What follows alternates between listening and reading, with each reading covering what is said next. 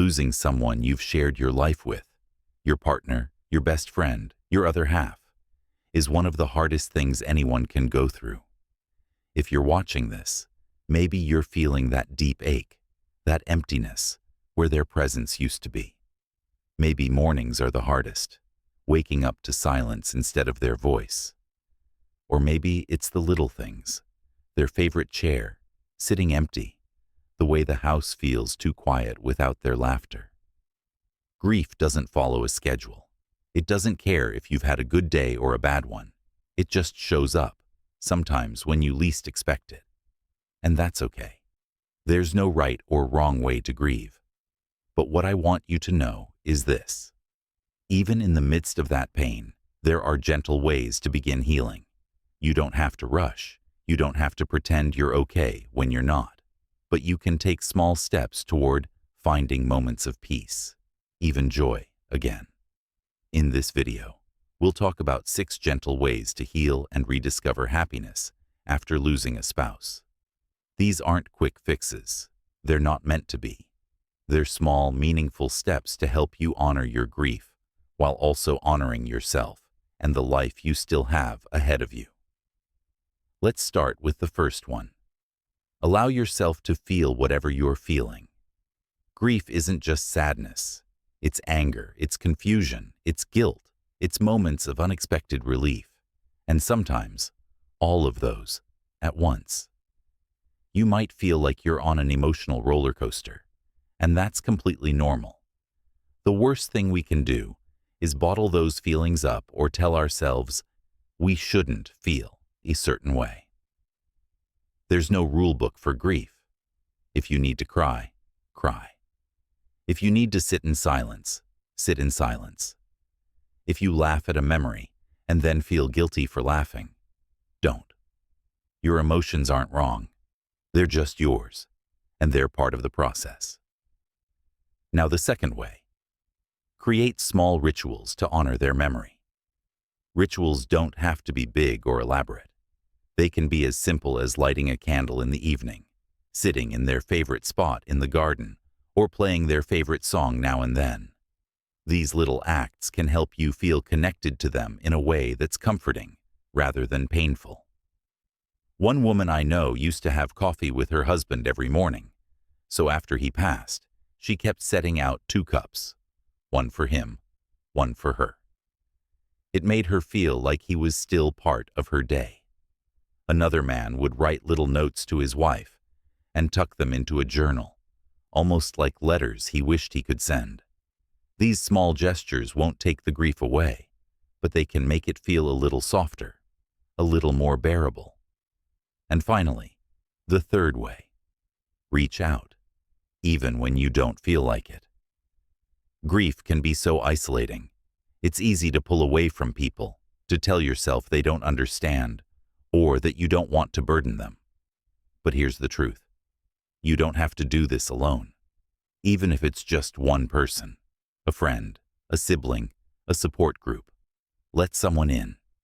You don't have to talk about your grief if you're not ready, but just being around others can help.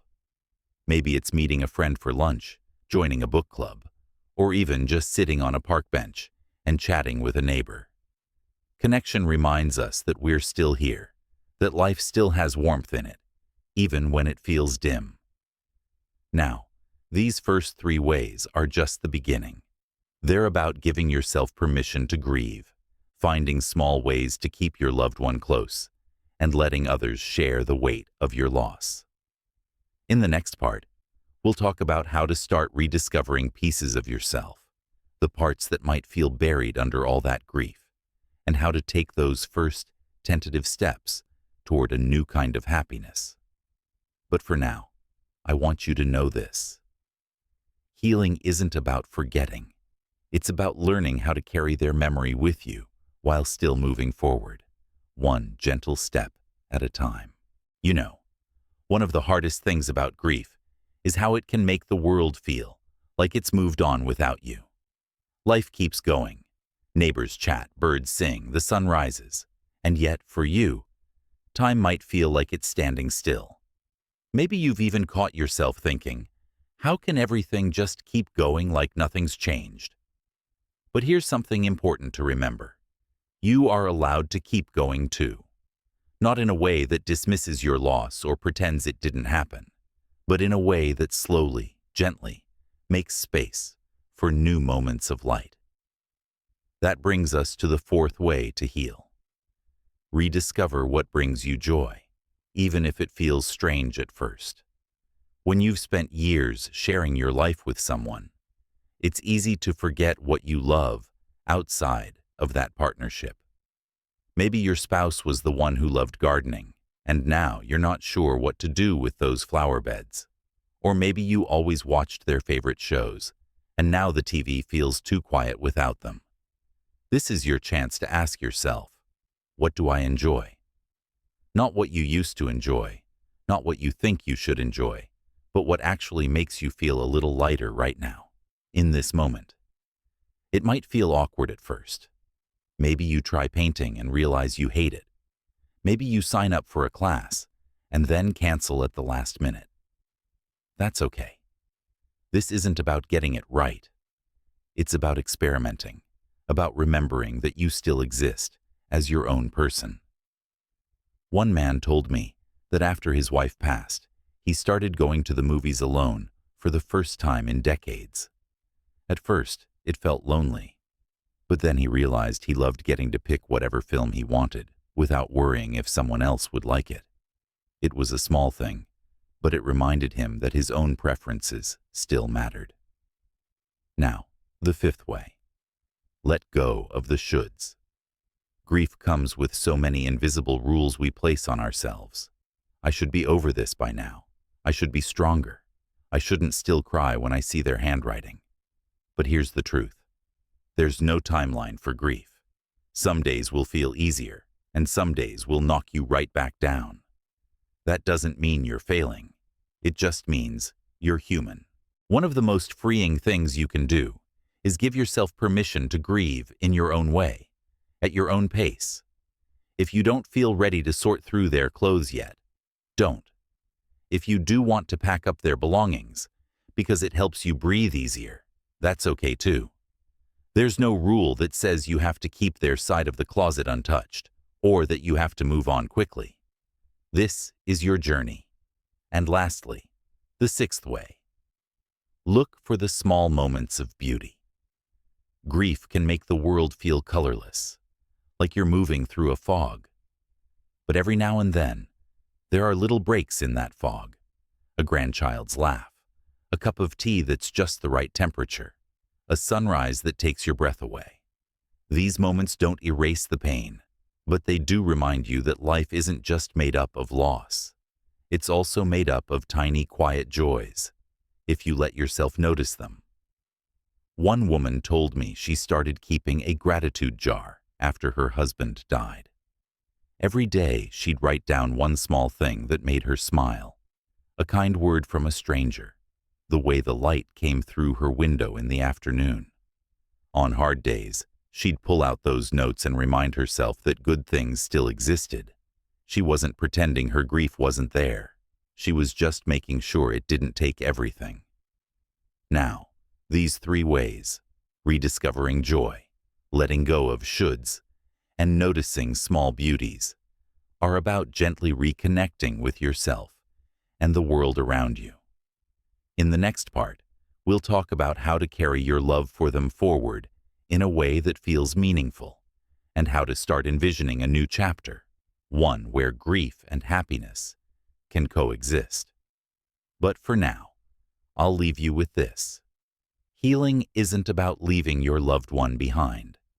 It's about learning how to bring them with you. Not in the same way as before, but in a way that lets you keep living too. There comes a point in grief when you realize something surprising. You're not just surviving, you're beginning to live again. Not the same life you had before, of course, but a life that's slowly becoming yours once more. It's like when spring comes after a long winter. The ground doesn't thaw all at once. First, there are just a few brave shoots pushing through the snow. Then suddenly you realize the whole field is turning green again. This brings us to our 7th way to heal. Find meaningful ways to honor their legacy. Your spouse's life mattered. Their love, their laughter, even their little quirks. They left an imprint on this world. One of the most healing things you can do is find ways to keep that goodness alive. Maybe it's volunteering for a cause they cared about or passing down their recipes to your grandchildren. One gentleman I know planted a tree in his wife's memory and tends to it every Sunday. He says it's like having a living conversation with her. What's beautiful about this is that it transforms your grief from something that weighs you down into something that lifts others up. You're not forgetting them. You're allowing the best parts of them to keep making the world better. And in doing so, you're reminding yourself why you loved them so much in the first place. Now, the 8th way. Give yourself permission to smile again. This might be the hardest step of all.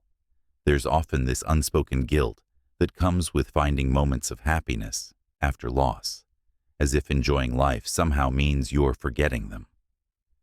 But here's what I want you to know. Your spouse wouldn't want you to stop living. They'd want you to find joy where you can. That first real laugh after they're gone might catch you off guard. You might even feel guilty about it at first.